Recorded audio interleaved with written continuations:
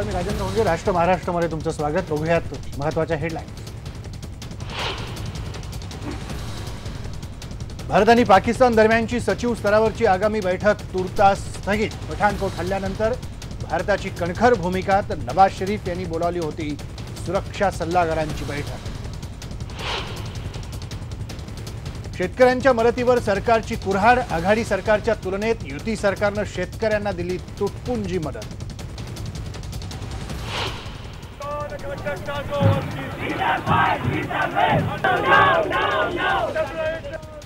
विद्यार्थ्यांच्या आक्रोशातच गजेंद्र चव्हाण यांचा FTI मध्ये पहिल्यांदा प्रवेश. पुणेरी पगडी घालून स्वीकारला पदभार. अयोध्येमधील राम मंदिराचा मुद्दा पुन्हा पेटला. यावर्षी डिसेंबर महिन्यात राम मंदिराचं बांधकाम सुरू होईल. भाजपचे नेते सुब्रमण्यम स्वामी यांचं वक्तव्य. सहकारी बँक संचालक निवडणूक बंदीच्या कारवाईबाबत दुसरी बाजू ही तपासायला हवी, पवारांचं मत. निर्णय सूडबुद्धीनं नाही, मुख्यमंत्र्यांचं उत्तर. हार मारण्याची धमकी त्यांनी दिलेली आहे. त्यासाठी माननीय मुख्यमंत्र्यांनी पोलीसला डायरेक्शन दिली पाहिजे की 506(2) त्यांच्यावर दाखल करून तात्काळ त्यांना अटक करा. संजू पुनाळेकर यांना अटक करावी, राष्ट्रवादीचे प्रवक्ते नवाब मलिक यांची मागणी. श्रीपाल सबनीस यांना ट्विटरवरून दिली होती धमकी.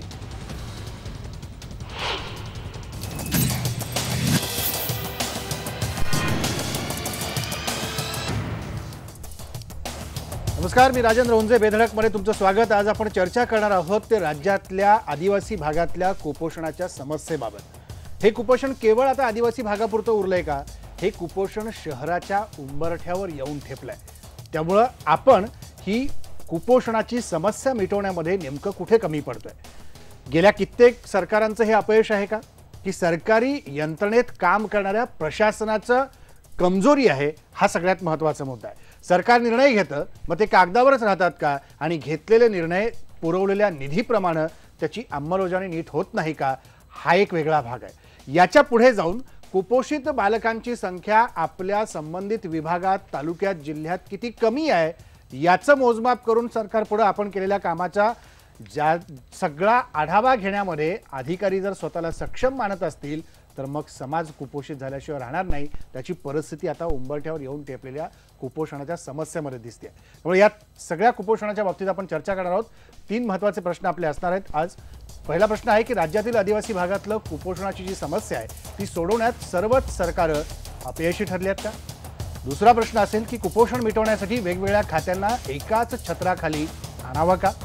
आणि तिसरा प्रश्न असेल सरकारी बिगर सरकारी यंत्रणेच्या भ्रष्टाचाराला लगाम घालणं या सगळ्या उपक्रमामध्ये गरजेचं आहे का? आणि यावर चर्चा करण्याकरता आपल्यासोबत स्टुडिओत IBN लोकमतचे कार्यकारी संपादक महेश म्हात्रे सर आहेत, ज्यांनी सगळा वाडा मोखाड्यातला कुपोषणाचा सगळा जो प्रश्न होता यापूर्वी आपल्या लेखनाच्या माध्यमातून बाहेर आणला होता. डॉक्टर अमृत गोरुले आहेत, या सगळ्या संदर्भातले अभ्यासक आहेत, आदिवासी विषयांच्या प्रश्नांचे आणि कुपोषणाच्या संदर्भात. राजेंद्र गावित आहेत, माजी आरोग्य राज्यमंत्री आहेत, या परिसरातले एक नेते आहेत, आदिवासी समाजामध्ये त्यांचं काम आहे. ते सांगतील की नेमक्या आदिवासी समाजाला भेडसावणाऱ्या समस्या कोणत्या आहेत आणि सरकारने आदिवासी समाजाला कोट अनकोटमध्ये नेमकं कुठे चौकटीत बांधून ठेवलं आहे, याच्या पलीकडे समाजाला नेण्यासाठी काय केलं पाहिजे. आपल्यासोबत सामाजिक कार्यकर्ते डॉक्टर कांतीलाल टाटी आहेत. तेही आपल्याला सांगतील की या संदर्भात उचलली गेलेली पावलं ही किती सक्षम होती आणि कोणत्या अकार्यक्षमतेमुळं आपण असक्षम ठरलो याबाबतीतली तुलना ते आपल्याला समजावून सांगतील. मला डॉक्टर गोरुले सुरुवात तुमच्यापासून करायची की या सगळ्या संदर्भात तुम्ही खूप जोरदार आधी काम केलेलं आहे, आत्ताही करतात. काय नेमकं अपयश आहे? सरकारचं अपयश म्हणायचं की प्रशासनाचं अपयश म्हणायचं? राजेंद्रजी, मी यापूर्वीच्या एका कार्यक्रमामध्ये एक वाक्य म्हणालो होतो की जसं दैव देते आणि कर्म नेते, तसंच हिथं शासन देते पण प्रशासन नेते अशी या उक्तीप्रमाणे हे सगळं घडतंय. आता सुरुवात अशी करतो मी थोडा वेळ की मुळातच या सगळ्या समस्येला आपण बाबासाहेब आंबेडकरांना विसरलेलो आहोत हे मान्य करून मगच ह्या समस्येवर चांगली चर्चा होते की बाबासाहेबांनी नेमकं काय सांगितलं आणि या कुपोषणाचा त्याच्याशी काय संबंध आहे.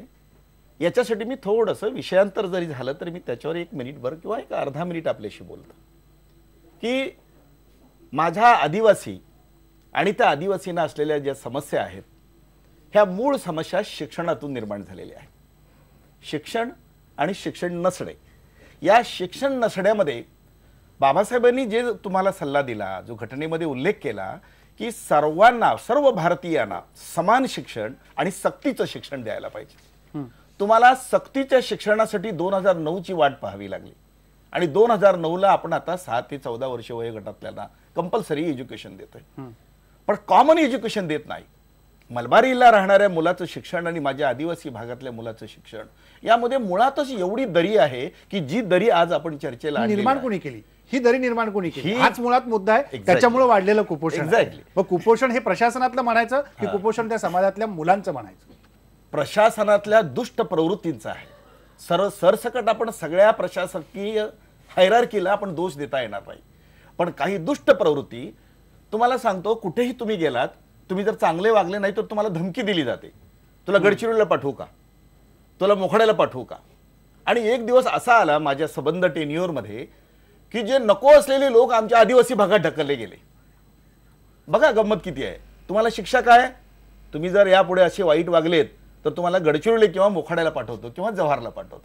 आणि गडचिरोली आणि मोखाड्यामध्ये अशा अनवॉन्टेड लोकांची गर्दी झालेली आहे आणि त्यामुळे तिथे हे सगळे करप्शनचे विषय आणि कुपोषणाचे विषय सुरू झाले.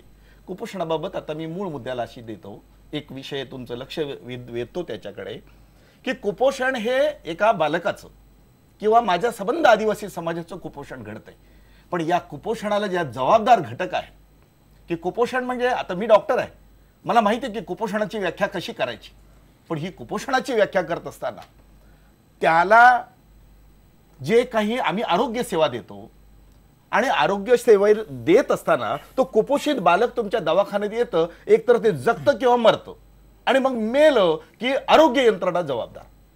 पण मी थोडंसं तुम्हाला मागे घेऊन जातो की कुपोषण कशामुळे झालं, तर मग तिथे आदिवासी भागात नव्हे तर संबंध जनरली जी जी डिपार्टमेंट काम करतात त्यातली मुख्यतः आदिवासी भाग आहे, महिला बालकल्याण भाग आहे, आरोग्याचा भाग आहे, ग्रामविकासाचा भाग आहे, पाणी पुरवठा आणि स्वच्छतेचा भाग आहे. या सर्व यंत्रणा आपापल्या पद्धतीनं मजेत आपलं जीवन खणतायत, आपल्या नोकऱ्या करतायत, त्यांना या आदिवासींची बांधिलकी काही पडलेली याच नाही. मुद्द्याकडे मला यायचं डॉक्टर, त्याच्यावर सविस्तर तुमच्याकडनं उत्तर मला घ्यायचं आहे. पण महेश साहेब, जे प्रकरण सगळ्यात सुरुवातीला तुम्ही बाहेर काढलं आणि या सगळ्यामध्ये काय नेमकं कुपोषण आहे आणि यंत्रणा नेमकी कुठे कुजती आहे, त्यामुळे ह्या लोकांना अशा परिस्थितीचा सामना करावा लागतोय, तुम्हाला काय जाणवलं जेव्हा तुम्ही याच सगळ्या परिसरातून पुढे आला? 1991 मध्ये जेव्हा पहिल्यांदा वावर वांगणीमधल्या कुपोषणाच्या घटनेचं मी वृत्तांकन करण्यासाठी जव्हार मोखाड्यातला जो अतिदुर्गम भाग आहे, जिथे रस्ता सुद्धा नव्हता, त्या भागामध्ये गेलो. तिथे गेल्यानंतर एक गोष्ट प्रकर्षाने जाणवली, ते म्हणजे की ज्या म्हणजे रस्त्यापासून तर पुरेशा अन्नापर्यंत या ज्या आपल्याला सर्वसामान्य माणसाला जगण्यासाठी ज्या मूलभूत सोयी सुविधा हव्या असतात, त्या सोयी सुविधांचा तिथल्या पाड्यांवर पूर्णपणे अभाव होता. आपल्याला सगळ्यांना ठाऊक आहे की रोटी, कपडा और मकान या 3 आवश्यक गरजा सर्वसामान्य माणसाला जगण्यासाठी सांगितलेल्या आहेत. या 3ही गरजांचा तिथे अभाव होता. त्याच्या जोडीला तिथे शुद्ध पाणी पुरवठा नव्हता. त्यांच्यासाठी जे मुळामध्ये अन्न तिथे पुरेसं त्यांच्यापर्यंत पोचायला पाहिजे होतं ते नव्हतं. म्हणजे कंदमुळं आणि इतर गोष्टींवर तिथले लोक जगत होते. पाणी पुरवठा पूर्णपणे दूषित झालेला होता आणि त्याच्यामुळे तिथल्या सर्वसामान्य माणसाच्या शरीरावर त्याचा परिणाम झाला होता. विशेषतः आयांच्या शरीरावर तो परिणाम आपल्याला झालेला दिसत होता. आणि त्यामुळे तिथल्या बालक तिथलं जे होतं, आईच कुपोषित असल्यामुळे ते बालक सुद्धा जन्मताच कुपोषित असायचं आणि त्याच्यामुळे त्याचं आयुष्य कमी असायचं. मी जेव्हा बघितलं प्रकरण सगळं, तर मला एका दिवशी, मी तिथे जेव्हा पहिल्यांदा गेलो होतो त्या पहिल्या दिवशी तिथले सामाजिक कार्यकर्ते होते, कॉम्रेड परशुराम चव्हाण, ते मला तिथे त्या दुर्गम सगळ्या भागामध्ये घेऊन गेले होते जव्हारचे. तर तिथे गेल्यानंतर मला एक सलग अशा घरांमध्ये मुलं मृतावस्थेत आहेत आणि त्यांच्या घरामध्ये शोक सुरू आहे, ते सगळं बघायला मिळालं. आणि ते अत्यंत विदारक चित्र होतं. त्या विदारक चित्रातून एक गोष्ट स्पष्ट झाली, म्हणजे तेव्हा जवळपास 25 वर्षापूर्वी जी स्थिती होती तिथे आदिवासी भागामध्ये, ती सुद्धा आजही बदललेली नाही. आता आपण गेल्या 2 दिवसात ज्या पद्धतीने कुपोषणाच्या बातम्या मोठ्या प्रमाणात चालवतो, डॉक्टर बोरुले ज्या पद्धतीने आता याविषयी बोलत होते, एक गोष्ट आपण सगळ्यांनी लक्षात घेतली पाहिजे की या विषयावर आतापर्यंत चर्चा खूप झाल्या, सातत्याने त्यावर बोललं गेलं, सगळ्या पद्धतीने मतं प्रदर्शित केली गेली, परंतु याच्यावर ठोस उपाययोजना मात्र काहीच निघत नाहीये. आपण बातम्या देतो, आपण त्यावर चर्चा आयोजित करतो, परंतु जर त्या मुलांची समस्याच जर संपणार नसेल, त्यांचं कुपोषणच थांबणार नसेल, तर मग या सगळ्या गोष्टीला काय अर्थ आहे राजेंद्र? म्हणजे मी आता जरा तुम्ही मला भूतकाळात नेलं म्हणून मी त्या सगळ्या गोष्टीकडे जरा वेगळ्या नजरेने बघायला लागलो. अगदी खरं आहे सर की ह्या सगळ्या समस्यांकडे या वेळेस यापूर्वी कितीही चर्चा झाल्या, म्हणजे तुम्ही जवळपास 20-22 वर्षांचा 25 वर्षाचा सगळा आढावा देताय, म्हणजे ही परिस्थिती जैसे ते आहे.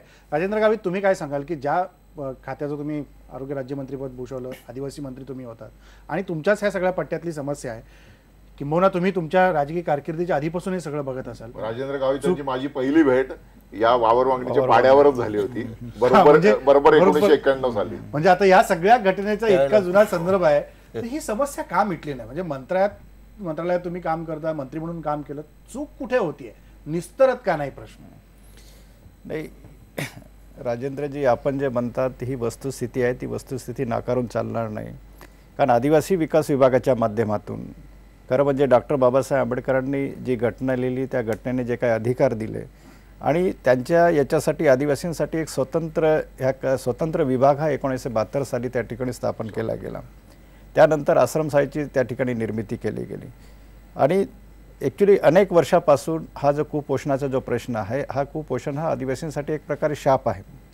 आणि म्हणून हे कुपोषण कायमस्वरूपी जर संपायचे असेल तर त्या ठिकाणी एक आपला महिला बाल विकास विभाग, आदिवासी विकास विभाग, आरोग्य विभाग आणि रोजगार निर्मितीसारखे जो ग्रामविकासशी निगडीत असलेला जो भाग आहे, ह्या 4 विभागांना एकत्रीकरण करणं गरजेचं आहे. आणि त्याच्यावरती एक कंट्रोलिंग म्हणून जिल्हाधिकारीऐवजी मला असं वाटतं की त्या ठिकाणी जर महसूल आयुक्ताची जर त्या ठिकाणी नेमणूक केली तर मला वाटतं हे बऱ्यापैकी त्याच्यावर कंट्रोल राहील. आता आदिवासी विकास विभागाला दरवर्षी जो काही बजेट आहे, यावर्षीसुद्धा 5200 कोटीच्या आसपास निधी आहे. एवढा प्रचंड हा जो निधी आहे, हा निधी खरं म्हणजे जिल्हास्तरीयला 60% दिला जातो, 40% हा एक आपला राज्यस्तरीय आहे. बरोबर. आणि हा जो जिल्हा स्तरावरती जो निधी दिला जातो की हे जे मी मगाशी सांगितल्याप्रमाणे 4 विभाग आहे की महिला बाल विकास, आदिवासी विकास विभाग, आरोग्य विभाग आणि रोजगार हमी योजना, आणि ह्या 4 विभागांमध्ये जो काही निधी दिला जातो त्याचं योग्य प्रकारे डिस्ट्रीब्युशन होतं किंवा नाही, त्याच्यापर्यंत तो पोचतो किंवा नाही, याच्यावर या ठिकाणी कुठल्या त्या विभागाचा पूर्णपणे कंट्रोल नाही. आणि म्हणून त्या ठिकाणी खऱ्या अर्थाने शासकीय अधिकाऱ्यांची अनास्था असं त्यांना मुळातच म्हणजे त्या आदिवासींविषयीची, कारण शेवटी हा जर कुपोषणासारखा प्रश्न असेल, रोजगारासारखे अनेक काही प्रश्न असतील, ते जर सोडवायचे असेल तर त्या अधिकाऱ्यांना मनापासून त्या आदिवासींविषयी आस्था असणं गरजेचं आहे. म्हणजे याचा अर्थ सगळेच अधिकारी आहेत अशातला भाग नाही, परंतु मगाशी डॉक्टरांनी सांगितल्याप्रमाणे की ज्यांना अशा काही आता तोरणमाळा आहे, धानोरा आहे, त्याचप्रमाणे आपला जव्हार मोखाडा एरिया आहे, त्याचप्रमाणे या ठिकाणी धारणी आहे, अशा भागांमध्ये काही अधिकाऱ्यांना त्या ठिकाणी बदली झाल्यानंतर त्यांची खरं म्हणजे त्यांना असं वाटतं की आम्हाला एक प्रकारे शिक्षा दिली आणि त्या एंगलनेस माझी कशी बदली पुन्हा एखाद्या म्हणजे आपल्या सखल भागामध्ये कशी होईल, दळणावण्याच्या ठिकाणी कसं होईल, या दृष्टीने ते विचार करतात. आणि म्हणून ज्या पद्धतीने त्यांनी काम करायला पाहिजे, दुर्दैवानं ते होत नाही. आणि म्हणून खऱ्या अर्थाने याला नुसतं अधिकाऱ्यांना दोष धरून चालणार नाही. त्या ठिकाणी आमच्यासारखे म्हणजे मी स्वतःलाही मी दोष देईन, कारण हे मान्य केलं पाहिजे की आदिवासी विकास विभागातील तिथले जे राजकीय पुढारी आहे, ज्या सामाजिक संघटना आहे, त्यांचीसुद्धा एक नैतिक जबाबदारी आहे की ह्या योजना त्यांच्यापर्यंत पोहोचता किंवा नाही आणि त्याची योग्य अंमलबजावणी होते किंवा नाही. आणि म्हणून साहेब, तुम्ही जेवढं प्रांजळपणे मान्य करताय, बाकीचे नेते मान्य करतील असं वाटतं तुम्हाला? नाही, आता प्रत्येक जण काय की त्यांच्यावरती काय जी तुम्ही प्रामाणिक इच्छाशक्ती दाखवताय काम करण्याची, ती इच्छाशक्ती इतरांमध्ये आहे असं तुम्हाला वाटतं की ह्या सगळ्यांनी एकत्र आले तर हा प्रश्न मार्गी लागेल? नाही, म्हणजे सगळ्यांनी प्रामाणिकपणे जर मान्य केलं तर मला वाटतं की हा प्रश्न सुटायला फारशी वेळ लागणार नाही. आणि खरा अर्थच एक दुसरं मी आपल्याला मुद्दाम पॉईंट आउट करू इच्छितो की या भागातील आदिवासी बांधवांना जर त्या ठिकाणी म्हणजे जव्हार मोखाडा असेल, आता महेशजी सुद्धा त्या भागातले राहणार आहे की आदिवासींच्या दिवाळी संपल्यानंतर मोठ्या प्रमाणात स्थलांतर आणि स्थलांतर गेल्यानंतर त्या ठिकाणी जी मेट्रोपॉलिटन जी मोठी शहर आहे, महानगरपालिका आहे की आपण जसं मुंबई महानगरपालिका, वसई विरार आहे, त्याचप्रमाणे आपलं भिवंडी आहे, कल्याण आहे, आणि अशा ठिकाणी ते रोजगाराला कामाला जातात आणि अशा एवढ्या घाणेरड्या जागेमध्ये राहतात बरं का. म्हणजे त्याला ती जी आमच्या भागामध्ये ठाणे आणि पालघर जिल्ह्यामध्ये हे स्थलांतर जे होतं त्याला आदिवासी समाजामध्ये जगायला चाललो अशी टर्म आहे. म्हणजे इथे जगणं अशक्य आहे,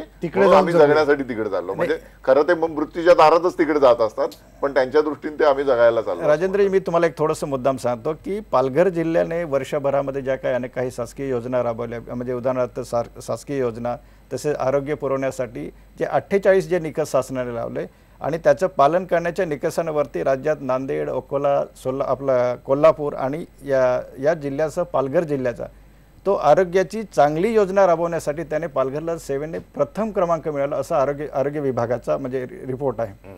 त्याला सिव्हिल सर्जनने डिक्लेअर केले की पालघर जिल्हा हा आरोग्यामध्ये नंबर 1 आहे. पण मला असं वाटतं की हा जर नंबर 1 जर असेल बरं का, तर मग कुपोषण कसं हाच मुद्दा मला डॉक्टर बोरे तुम्हाला विचारला का त्या भागात त्या विभागात तुम्ही काम केलंय म्हणून तुमच्याकडे. मला असं वाटतं डॉक्टर टाटियांना आपण विचारू, कारण डॉक्टरांचा या सगळ्या याच्यातला जो प्रत्यक्ष अनुभव आहे डॉक्टरांनी. मी गावाचं तुमच्याकडे येतो. डॉक्टर टाटिया, तुम्हाला काय वाटतं की ज्या प्रकारे आपण बघतोय की आता राजेंद्र गावित म्हणाले की जर समजा 1 नंबर आरोग्यामध्ये जर पालघर जिल्ह्याचा असेल तर मग कुपोषणाची समस्या राहते कशी? आणि दुसरा प्रश्न असा आहे की शासनाकडे या कुपोषित भागातले जे अहवाल सकारात्मक दृष्टीने दिले जातात की इथे कुठलाही कुपोषित बालक नाही, किंबहुना तो कुपोषित बालक आढळला तर त्या विभागातल्या संबंधित अधिकाऱ्यांना आहे त्यापेक्षा अधिक काम करावं लागेल आणि ती काय बाब आपल्यावर येऊ नये म्हणून हे सकारात्मक अहवाल दिले जात आहेत का? परिस्थिती नेमकी कशी हाताळताय? अगदी बरोबर आहे. या सगळ्या संदर्भात कुपोषण हा विषय अगदी ज्याला आपण म्हणूयात की मी तर 1987 पासून आपण सगळ्या जणांनी बामणी प्रकरण जेव्हा घडलं ते बामणी प्रकरण शोधून काढलं 1987ला. तर त्यावेळेला शंकररावजी चव्हाण हे मुख्यमंत्री होते. कैलासवासी, राम कापसे, राम नाईक ही मंडळी त्यावेळेला आमदार होती. आम्हाला त्यावेळेला शंकरराव चव्हाणांनी 15 मिनिटं सुद्धा दिली नाही. नंतर पुढच्या वर्षी लगेच नंदुरबार जिल्ह्यामध्ये होराफळी प्रकरण घडलं. तिथं शरद पवार आलेत आणि त्यांनी म्हटलं की आपण या कुपोषणासाठी विशेष कृती कार्यक्रम देऊयात. तो विशेष कृती कार्यक्रम आला. त्याच्यानंतर 95 मध्ये आपलं युतीचं सरकार आलं. त्याही वेळेला खडकी म्हणून तोरणमाळ भागामध्ये अशाच प्रकारचं कुपोषण झालं. त्याच वेळेला मेळघाटामध्ये सुद्धा कुपोषण होतं. त्यावेळेला मनोहर जोशी मुख्यमंत्री होते. त्यांनी नवसंजीवन योजना आणली. कारण आमचा सगळ्यांचा विचार असा होता की ह्या सगळ्या योजना एकत्रित करून कुपोषणावर जर आपल्याला व्यवस्थितपणे मार करायची असेल, कुपोषणाला जर आम्हाला कमी करायचं असेल तर मगाशी म्हटल्याप्रमाणे नवसंजीवन योजना आपण त्यावेळेला सुरू केली. नवसंजीवन योजनेमध्ये त्यावेळेला सगळ्यात महत्त्वाचा विषय होता रोजगार उपलब्ध करून देणे. कारण कुपोषणासाठी सगळ्यात मोठी जर अडचण असेल तर क्रयशक्ती. त्या माणसाची क्रयशक्ती नाही. मगाशी म्हटल्याप्रमाणे अगदी खरं आहे की खरीपाचा हंगाम संपला, उताराची शेती एकच वेळी वर्षातून पिकणारी शेती आणि मग ती शेती संपली की त्याच्यापुढे दुसरा काहीच उद्योग नसतो आणि मग आपल्या उदरभरणासाठी म्हणून तो स्थलांतर करीत असतो. आणि मग या प्रश्नाचा सगळ्यात महत्त्वाचा जो भाग आहे की ज्याच्याकडे आम्ही सतत दुर्लक्ष करतो की त्याची क्रयशक्ती वाढवली पाहिजे, त्याला रोजगार उपलब्ध करून दिला पाहिजे, त्याची आर्थिक सुबत्ता कशी वाढेल याच्यासाठी मी प्रयत्न केला पाहिजे. आणि तो होत नाही आहे. घोषणा होतात, मगाशी म्हटल्याप्रमाणे या सगळ्या योजनांचं एकत्रीकरण करून सुद्धा होत नाही. आणि मग मला कधीतरी वाटतं की आपण जसं म्हणतात तसं की एखाद्या अधिकाऱ्याला शिक्षा म्हणून देतात, ही वस्तुस्थिती आहे. पण आता ह्या सगळ्या ह्याच्यामध्ये कारण सरकारी यंत्रणा जशी दोषी आहे तसं सरकार सुद्धा दोषी आहे असं म्हणलं काही गैर नाही. आणि मग मला असं वाटतं की आपण दरवेळेला म्हणतो की आपण सगळ्यांचा सहभाग करून घेऊ, याच्यात जनतेचा सुद्धा सहभाग करून घेऊ. माझं छोटं मत असं आहे या संदर्भातनं की आपण सरकारला सुद्धा सहभाग करून घेऊ. ज्या जिल्ह्याचा पालकमंत्री आहे, कारण आपल्याकडे 15 जिल्हे आदिवासींचे आहेत आणि 68 तालुके सगळे आहेत. या सगळ्या तालुक्यांमध्ये हा कुपोषणाचा प्रश्न खूप गंभीर आहे. आणि म्हणून ज्या गंभीर जिल्ह्यामध्ये ज्या अशी परिस्थिती आहे त्या जिल्ह्याचा जो पालकमंत्री असेल त्याने या विषयाकडे अतिशय गांभीर्याने बघावं.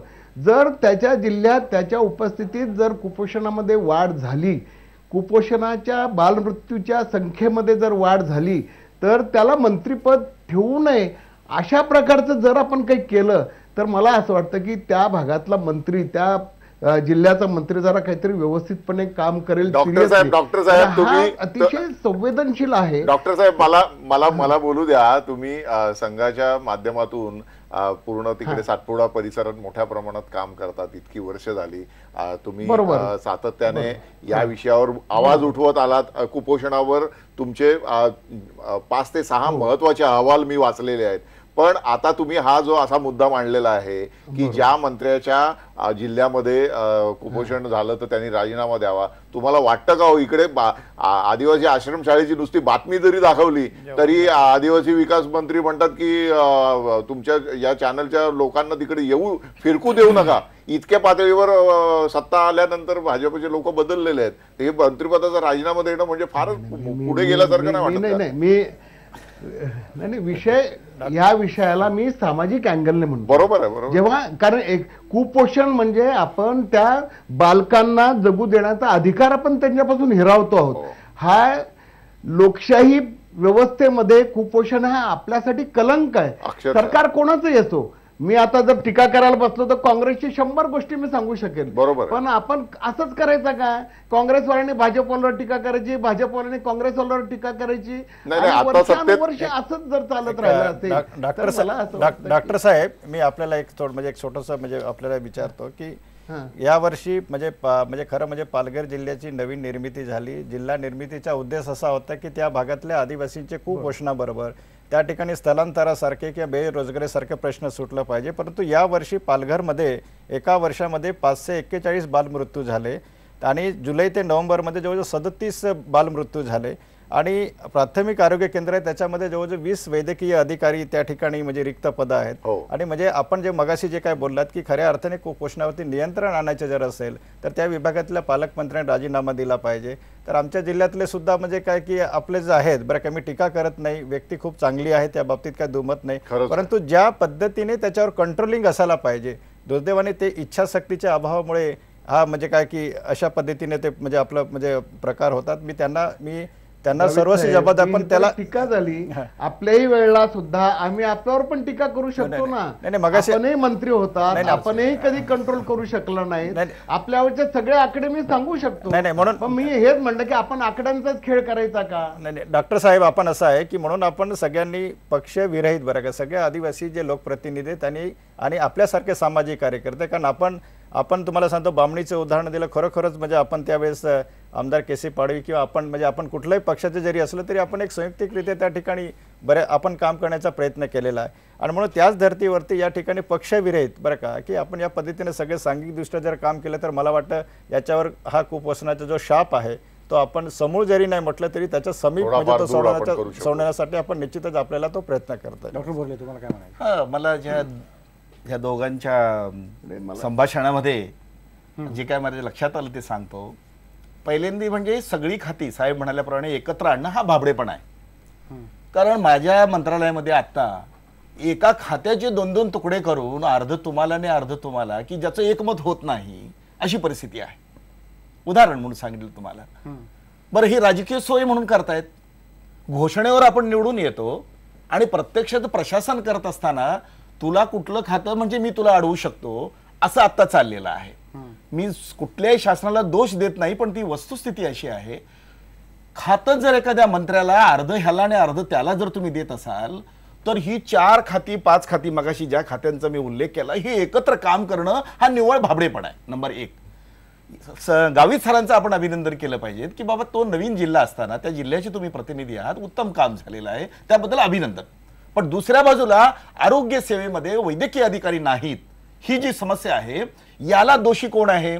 तुमच्या अधिकारी नसताना जिल्हा नंबर 1 ठरतो. हे सगळ्यात मोठा विनोद आहे राज्यात. मग हा तो विनोद अजून थोडासा मी असा वाढवतो. दुसऱ्या बाजू जसं साहेब म्हणतात की डॉक्टर जात नाहीत, डॉक्टर जात नाहीत कुठे? तुम्ही बघा बरं, जे मध्ये सगळं फुल आहे. सेंट जॉर्जेस मध्ये बघा बरं सगळं फुल आहे. बीजे मेडिकलला जाऊन बघा बरं सगळं फुल आहे. सगळीकडे डॉक्टर तिकडे जातात, मग इकडे काय येत नाहीत? तर याच्यासाठी पर्टिक्युलरली आरोग्य खातं जबाबदार आहे. आणि म्हणून कालच्या तुमच्या या बातमीचा दणका असा म्हटला की सगळे मंत्री जागे झाले आणि म्हणाले बघून येऊ आपण आदिवासी भागात आणि पालघरमध्ये काय चाललेलं आहे ते.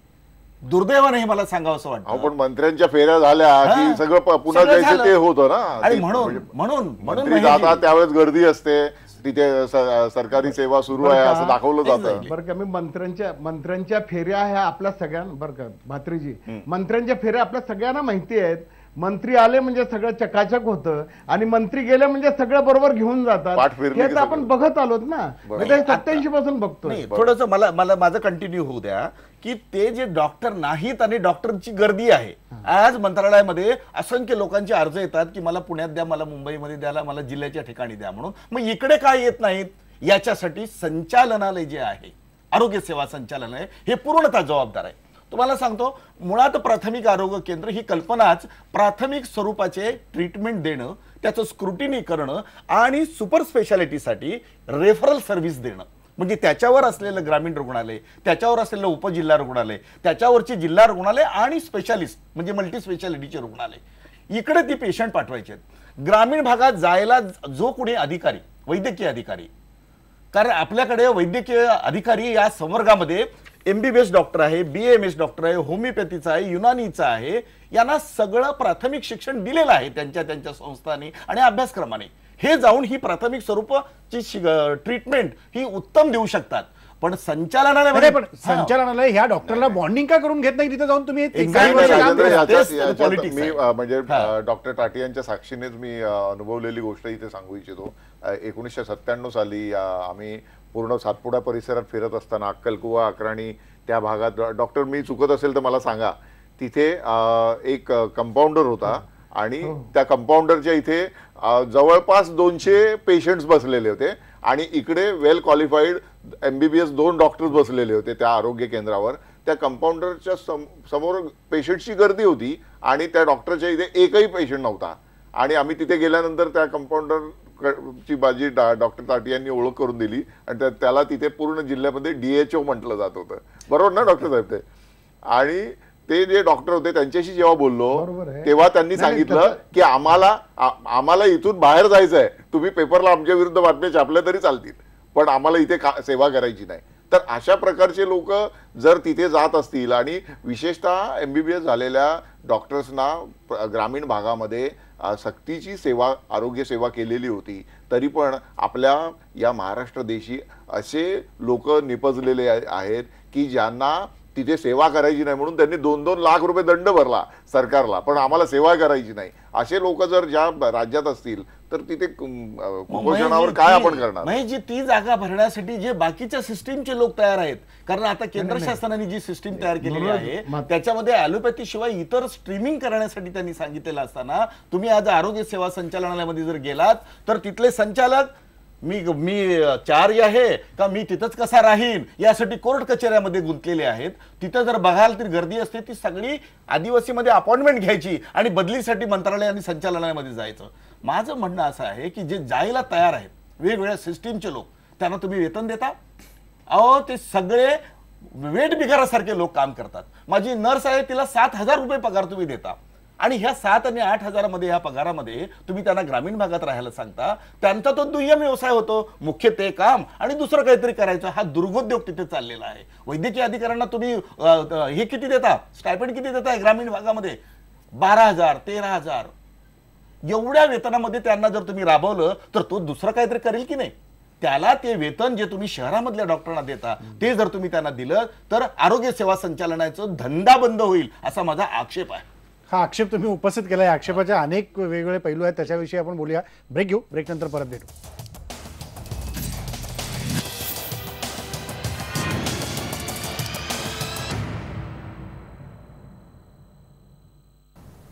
ब्रेकनंतर स्वागत. ब्रेकनंतर काही प्रतिक्रिया प्रेक्षकांच्या आल्यात, त्या 3 प्राथमिक स्वरूपात वाचून दाखवतो. उत्तम सिंह देवगडे आहेत, ते म्हणतात की राजकीय मनोवृत्ती बदलत नाही तोवर काहीच बदलणार नाही.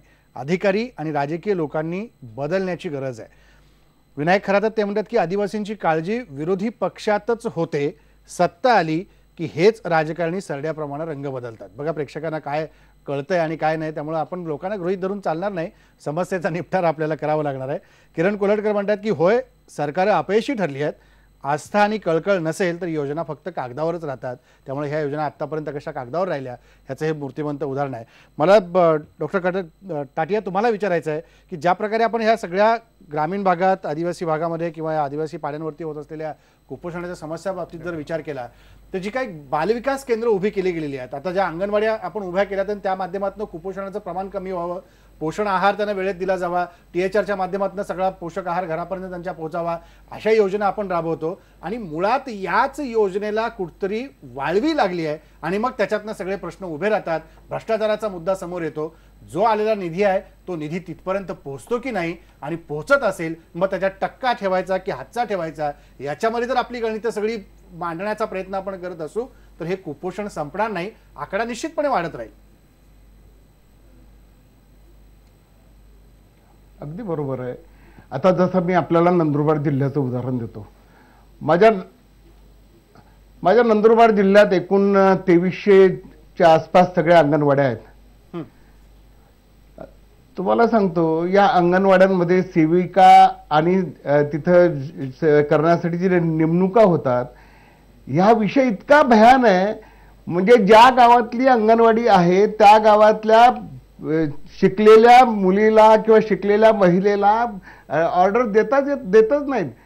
ती कुठली तरी 15-20 किलोमीटरची असते तिला ऑर्डर देतात. अगदी परवा म्हणजे जर तुम्ही नकाशा बघितला, गावित साहेब चांगलं म्हणतील, चांगलं बघू शकतील, बगदरीचा एक माणूस जांगठीला दिला अंगणवाडीचा सेवक म्हणून. म्हणजे त्याला हेलिकॉप्टरनच जावं लागेल, दुसरं काही जाणं शक्य नाही. ह्या गोष्टी होतात. दुसरं गोष्ट, ह्या दुर्गम भागामध्ये दळणवळणाच्या व्यवस्था नाहीत. आम्ही जो आहार पाठवतो पोषण आहार, तो पोषण आहार तिथपर्यंत पोहोचतच नाही. हो, ज्यांना खऱ्या अर्थानं गरज आहे ना त्यांना पोहोचतच नाही. म्हणजे माझ्या जिल्ह्यात आता परवा 2 महिन्यापूर्वी माझा कलेक्टर पहिल्यांदा तिकडे याच्या तोरणमाच्या खाली खडकी वगैरे तिकडे गेलेत, बघितलं आणि नंतर मग व्यवस्था तोरणमाच्या खाली झापी खडकी वगैरे जो भाग आहे त्या भागात अजून रस्ते नाहीत. तिकडे अजून रस्ते नाहीत. मग तिथं कसं काय जात असेल बरं? तिथं एकच वाहन आहे, गाढव. आता गाढवावरून जो पोषण आहार न्यायचा असेल तर त्या गाढवाल्याला काही पैसे तर दिले पाहिजेत ना. तेवढं आम्ही देतच नाही. सरकारी यंत्रणा आमच्याकडे तेवढे पैसे द्यायला पण नाही, तिशी तरतूद नाही आहे. त्याच्यामुळे मग तो सगळा आहार कसा पोहोचवणार आम्ही? बरं, आता ज्या संस्था आहार पोहोचवतात, दुर्दैव आमचं, म्हणजे आता मी टीकाच करतो असं नाही आहे, पण त्याच्यावर तुम्ही कधी प्रोडक्शनची डेट नाही, एक्सपायरी डेट नाही, कशा तरी आपला पोषण आहार तो पोहोचायचा म्हणून पोहोचवला जातो. आणि नीटपणे त्या सगळ्या सेविकांचं प्रशिक्षण पण नाही. हो, म्हणजे मी आरोप जर केला की आता त्यांचे जे दप्तर आहेत ते सुद्धा ठेक्याने लिहिले जातात, हे अतिशय जास्त गंभीर आरोप असेल. पण आपल्याला माहिती आहे की मी कधीच आरोप असं कधीच करत नाही प्रत्यक्ष अनुभवल्याशिवाय. हे आजचं नाही ना. मी मगाशी म्हणून राजेंद्र गवतांना म्हटलं की आपण टीका किती दिवस करणार एकमेकावर? आपण हा प्रश्न जरा सामाजिक स्तरावर जर बघितला आणि हा आम्हाला लागलेला कलंक हे जोपर्यंत आपण प्रत्येक जण समजणार नाही ना तोपर्यंत ही समस्या दूर होणार नाही. मगाशी यांनी खूप चांगला मुद्दा मांडला आरोग्य सेवेचा. मी आपल्याला सांगतो, आरोग्य सेवेच्या संदर्भात सुद्धा सरकारच्या आरोग्य सेवेवर आमचा विश्वासच नाही.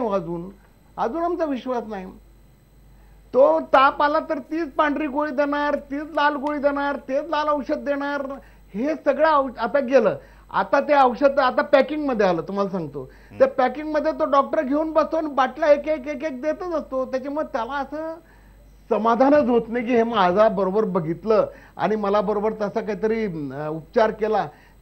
इन टोटल आपल्या आरोग्य सेवेवर जोपर्यंत विश्वास होणार नाही तोपर्यंत तुम्ही MD द्या, MS द्या, अजून कुठला एक्सपर्ट द्या, जोपर्यंत माझा भरोसा, त्याचा विश्वास नाही. आणि म्हणून सगळ्यात महत्वाचं काम जर काही असेल तर आमच्या आरोग्य सेवांची विश्वासार्हता आम्ही आधी निर्माण केली पाहिजे.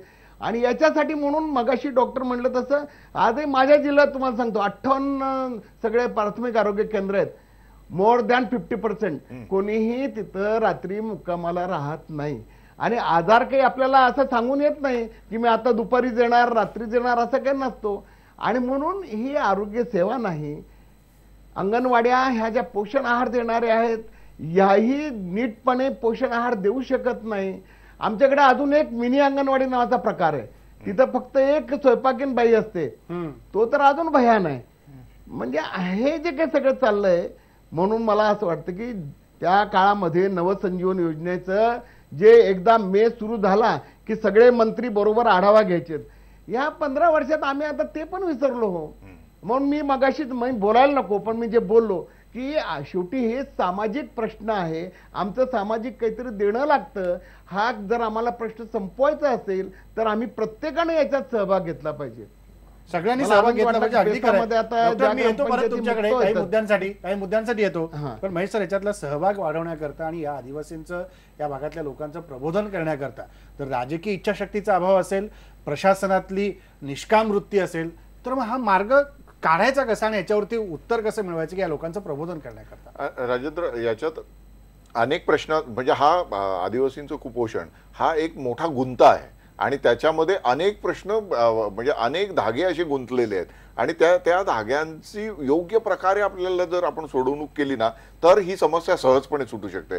बघा, जगभरातले आपण अनेक देश बघितलेले आहेत. त्या देशांमध्ये मोठ्या प्रमाणात उपासमार होती. त्या देशांमध्ये मोठ्या प्रमाणात, म्हणजे ब्राझील हे त्याचं सगळ्यात उत्तम उदाहरण आहे की जिथे मोठ्या प्रमाणात दारिद्र्य रेषेखालील लोक होते. त्यांचं दारिद्र्य संपवण्यामध्ये त्या देशाला यश आलेलं आहे. आत्ताची आपल्याकडची जी परिस्थिती आहे, आपल्याकडे म्हणजे हे 2000 हे सहस्त्रक जे आहे 2000 सालापासूनचं पुढचं हे उपासमार मुक्त सहस्त्रक म्हणून घोषित झालेलं आहे की या सहस्त्रकामध्ये, या 100 वर्षामध्ये जगभरातील लोकांची, जे उपाशी लोकांची उपासमारीतून सुटका करणे हे तत्व सगळ्या जागतिक संघटनांनी समोर ठेवलं. आपल्याला सगळ्यांना ठाऊक आहे की आपल्या जगातील 10% लोकसंख्या ही उपाशी दररोज झोपते आणि त्यातल्या बहुसंख्य हिस्सा भारतीय लोकांचा असतो. ही सुद्धा अत्यंत दुर्दैवाची गोष्ट आहे. तर या आपल्या उपाशी लोकांचं जी समस्या आहे,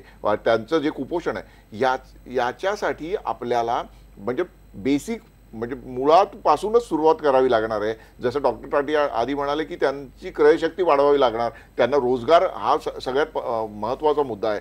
त्याच्याबरोबर शासनाने आपली जी कर्तव्य आहेत ही कर्तव्य पूर्ण करण्यासाठी जी एक राजकीय इच्छाशक्ती दर्शवली पाहिजे. याच्यामध्ये राजेंद्र, आपण जर पाहिलं की ग्रामीण भागामध्ये मोठ्या प्रमाणात स्वयंसेवी संस्था सुद्धा काम करत असतात, परंतु स्वयंसेवी संस्था मी बघितलेल्या आहेत की सुरुवातीची पहिली 5-7 वर्ष ते खऱ्या अर्थाने काम करत असतात आणि नंतर तेच त्या यंत्रणेचा, सगळ्या भ्रष्ट यंत्रणेचा भाग झालेले दिसतात, किंबहुना ते तिथले नेते बनतात.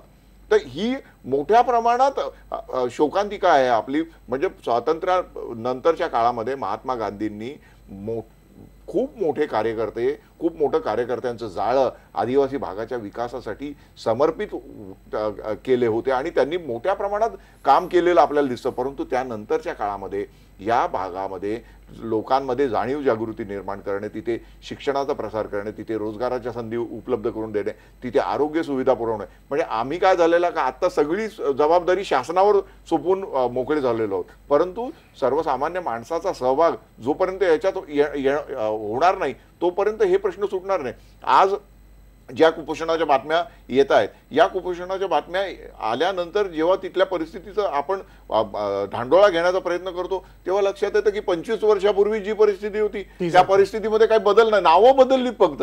म्हणजे मंत्री मागच्या वेळेस काँग्रेसचा होता, आता भाजपचा आहे. अधिकारी कोणीतरी पाटील होता, तिथे आता दुसरा कोणी जाधव आलेला आहे. म्हणजे हे बदल काही होत नाहीयेत, परंतु फक्त माणसं बदलतात, परिस्थिती तीच आहे. आदिवासी समाजाच्या मागे लागलेलं हे दुष्टचक्र आहे ते मात्र संपत नाहीये. हे संपावं ही सगळ्यांची धारणा आहे. अरे पण ते संपणार कसं हे कोणी सांगत नाहीये. अगदी खरं, ते संपणार कसं हे कोणी सांगत नाही. तोच प्रश्न मला राजेंद्र गावित तुम्हाला विचारायचा आहे. डॉक्टर बोर्ले, मी येतो तुमच्याकडे. जसं प्रेक्षक पण आपले म्हणतायत की विरोधात असलं की प्रत्येकजण आदिवासींच्या आणि कुपोषणाच्या प्रश्नावर आवाज उठवत आहेत आणि सत्तेत बसलं की ते मात्र आपला रंग बदलून वेगळा काहीतरी काम करताना दिसतात. नेमकं काय होतंय? इच्छाशक्ती कमी पडते हे तुम्ही सुरुवातीला पण म्हणालात, नेत्यांची इच्छाशक्ती कमी पडते, पण केलं काय पाहिजे? जर समजा परिस्थिती 25 वर्षानंतर तीच बघायला मिळत असेल तर पुढच्या 25 वर्षात पण हेच बघायला मिळेल आपल्याला. खरं म्हणजे मी मगाशी सांगितल्याप्रमाणे की आदिवासी बांधवांना त्यांच्या या दुष्ट चक्रातून किंवा या गरिबीतून किंवा दारिद्र्य रेषेतून जर बाहेर काढायचे असेल तर मी आपल्याला मी राज्यमंत्री असताना मी छोटासा एक प्रयोग करण्याचा प्रयत्न केला की त्यांचे स्थलांतर कसं थांबवता येईल. का त्यांना जे मिळणारं जे उत्पन्न आहे की तो आहे त्याच ठिकाणी जर राहिला तर खऱ्या अर्थाने त्याची जी शेती जी आहे ती एक पारंपरिक प्रमाणे तो शेती करतो. म्हणून त्याला आधुनिक शेतीसाठी त्याला आदिवासी विकास विभागाच्या माध्यमातून मी त्यांना आपलं मोगराची शेती लागवडीचं आणि हळद त्या जव्हारमध्ये पाण्याचं अत्यंत दुर्भिक्ष असताना सुद्धा त्या ठिकाणी ठिंबक सिंचनच्या माध्यमातून काही छोटासा प्रयोग करण्याचा प्रयत्न केला की साधारण जवळजवळ म्हणजे एक वन हक्क पट्टेधारक जे होते. आता वन हक्क पट्टेधारक जो असलेला आदिवासी हा 100% दारिद्र्यरेषेखाली असलेला, परंतु त्याला आपण आदिवासी विकास विभागाच्या माध्यमातून मोगरा लागवड, तुतीची लागवड आणि हळदीची लागवडसाठी आपण त्यांना आदिवासी विकास करणं त्याला निधी प्राप्त करून दिला.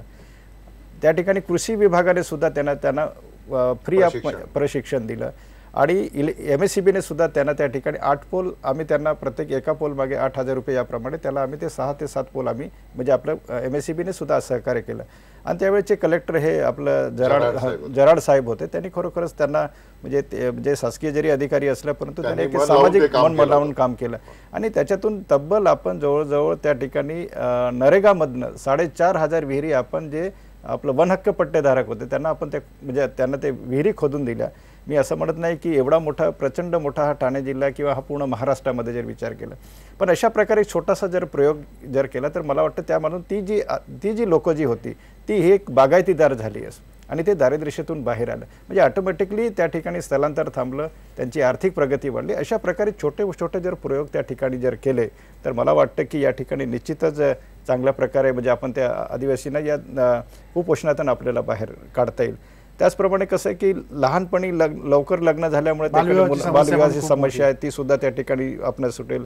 अंधश्रद्धा आहे, भगतांकडे जातात. आता माझी मोठी बहीण होती, आता ती म्हणजे आता ती हयात नाही. खरं म्हणजे तिला नेहमी सांगायचं की आपण डॉक्टरकडे गेलं पाहिजे, परंतु ती डॉक्टरकडे न जाता भक्ताकडेच जायची. म्हणजे मी जरी सुशिक्षित जरी असलो पण तरी सुद्धा ही एक अंधश्रद्धा आहे. ती कशा पद्धतीने त्याच्यात प्रबोधन करणं गरजेचं आहे. आणि म्हणून मग शैक्षणिक क्षेत्रात असेल आणि म्हणून त्या आश्रमशाळा ज्या आहे आज बघितलं तर आश्रमशाळांची अवस्था अत्यंत वाईट आहे. म्हणजे आमच्या खाजगी आश्रमशाळा ज्या असतील बरं का, त्या खाजगी संस्था चालक जे अनुदानित विना अनुदानित असतील त्या अत्यंत चांगल्या आहे, परंतु आमच्या शासकीय आश्रमशाळेची अवस्था अत्यंत वाईट आहे. म्हणजे हे खेदाने सांगावं लागतं. मी कोणावर टीका करत नाही.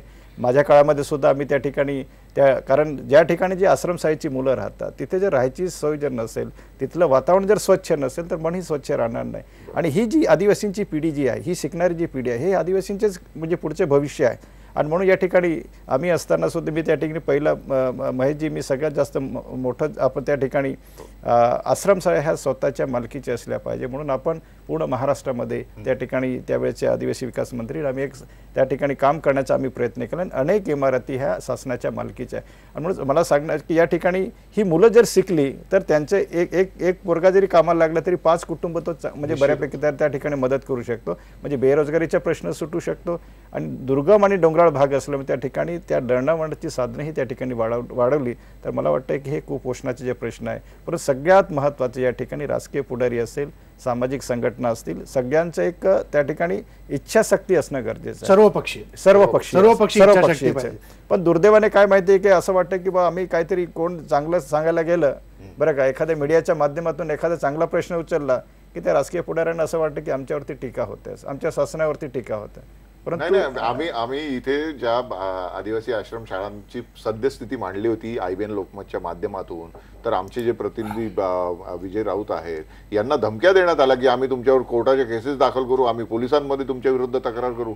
काय गुन्हा होता तर आदिवासी आश्रम शाळांमध्ये मुलांना चांगल्या पद्धतीचं जेवण मिळत नाही, त्यांना राहण्याची नीट व्यवस्था नाही आहे, त्यांच्यासाठी पुरेसा साधन सामुग्रीचं वाटप केलं जात नाही. हा फक्त एवढी बातमी आम्ही दिली होती. तर त्या आदिवासी विकास आयुक्तांनी त्याविरुद्ध फतवा काढला की कुठल्याच चॅनलच्या लोकांना तिकडे परिसरात सुद्धा फिरू देऊ नका. म्हणजे हे काय सीमावर्ती भाग आहे की अतिसंवेदनशील भाग आहे? म्हणजे काय पद्धतीचे अधिकारी सुद्धा लाभलेले आहेत आणि त्यांना पाठीशी घालणारे नेते सुद्धा कशा पद्धतीचे आहेत हे लोकांना दिसलेलं आहे. म्हणून आदिवासींचे स्टँडर्ड ऑफ लिव्हिंग जर वाढवायचे असेल बरं का, तर त्यांना खऱ्या अर्थाने एज्युकेशन हा सगळ्यात एक महत्त्वाचा एक भाग आहे. आणि म्हणून ते आश्रमशाळा जे आहे त्या आश्रमशाळेमध्ये त्या ठिकाणी एक नाविन्यपूर्ण अशा प्रकारचे एक म्हणजे आधुनिक शिक्षण देऊन त्यांना त्या ठिकाणी म्हणजे त्याबरोबर प्रबोधनाबरोबर त्या ठिकाणी तशा प्रकारे डेव्हलपमेंट करणं गरजेचं आहे. डॉक्टर बोर्ले शेवटी काय म्हणतात? मला एक जुनी आर्टिकल मला आठवतं, अमेरिकेमध्ये अर्थव्यवस्था समपातळीवर आणण्यासाठी तिथला जो काळा माणूस होता त्या काळ्या माणसाची आर्थिक स्थिती सबल केल्याशिवाय किंवा लेवलला आणल्याशिवाय त्यांची प्रगती होणार नाही. तेच सूत्र मी माझ्या आदिवासींना लावतो. अमेरिकेमध्ये त्यांनी रस्त्याची कामं, पुलाची कामं किंवा जी काही लेबोरिस जॉब जो आहे ही सगळी कामं याच समाजाला दिली. माझ्या आदिवासी भागामध्ये जी काही कामं आहेत तो कॉन्ट्रॅक्टर जिल्ह्यातला, जास्तीत जास्त तालुक्यातला, त्याचं मंत्रिमंडळाशी संबंध, आणि तो काम घेतो आणि माझ्या आदिवासींनाच तिथे लेबर म्हणून लावून देतो. हा एक मुद्दा. दुसरा, स्थलांतराच्या निमित्तानं जे लोक जातात, हे जातात कुठे राजेंद्र? हे जातात वीट भट्टीवर. माझ्याकडे ते काम होतं. वीट भट्टीवर जाणारी ही जी माणसं आहेत त्यांची अवस्था याहूनही भयानक आहे. त्यांना कुठलंही संरक्षण नाही. त्यांच्या म्हणजे आय डेअर टू से की त्या महिलांवर बलात्कार झालेले आहेत, त्यांच्या मुलांच्या हत्या झालेल्या आहेत, त्यांच्या नवऱ्यांच्या हत्या झालेल्या आहेत. ह्याच्यावर कोणी गांभीर्याने बघितलेलं नाही, कोणी बोललेलं नाही.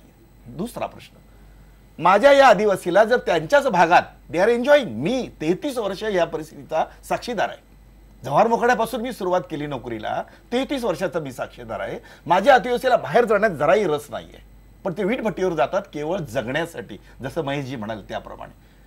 माझ्या भागातली, आदिवासी भागातली सगळ्या 15 जिल्ह्यात तालुक्यातली रस्त्याची कामं, बांधकामं, पुलाची कामं, जी जे लेबोरियस काम असं मी मगाशी म्हणालो, ही कामं जर माझ्या आदिवासी मुलांना जर दिली, कारण त्याच्यामध्ये कुठं डोक्याचा भाग आहे? तिथं तुम्हाला काम करायचं आणि पैसे मिळवायचे. लेबर म्हणून काम करण्यापेक्षा, मजूर म्हणून काम करण्यापेक्षा तिथला तो कंत्राटदार झाला पाहिजे. ही कामं सगळी आदिवासींना मिळाली पाहिजेत. आदिवासींचा विकास, विकासासाठी जी जी कामं करणं अपेक्षित आहे ती सगळी कामं आदिवासी समाजाला मिळाली पाहिजे. हा एक भाग. आणि दुसरा, नोकरीनिमित्त जाणारा जो पाहुणा म्हणून जो सरकारी नोकर जातोय त्याला जाऊच देऊ नका. ज्याला तिथं जायचं आणि हयात काढायची आहे, कारण हयात काढणं इतकं सोपं आहे. साहेब जिथं फिरले त्या भागात साहेब मी 82ला होतो, केवढी एन्जॉय केलं, किती मजा आली. तिथं राहिल्यामुळे मजा आली. सर्पदंशाच्या केसेस, डिलिव्हरीच्या केसेस, डिहायड्रेशनच्या केसेस, आम्हाला मजा वाटायची, कारण प्रेम मिळायचं लोकांचं. त्यामुळे जो तिथे जातोय, जो शिक्षक जातोय, त्या शिक्षकाने तिथे गुरुकुल पद्धतीने त्यांना शिक्षण दिलं पाहिजे, तो तिथेच राहायला पाहिजे. पण हे केव्हा शक्य आहे? ज्याला तुम्ही तिथे पाठवाल त्याला अजिबात आणू नका बाहेर. त्याला सांगायचं तुला नोकरी पहिल्या दिवसापासून मी परमनंट देतो, पण तुला मात्र आदिवासी भागात जावं लागेल.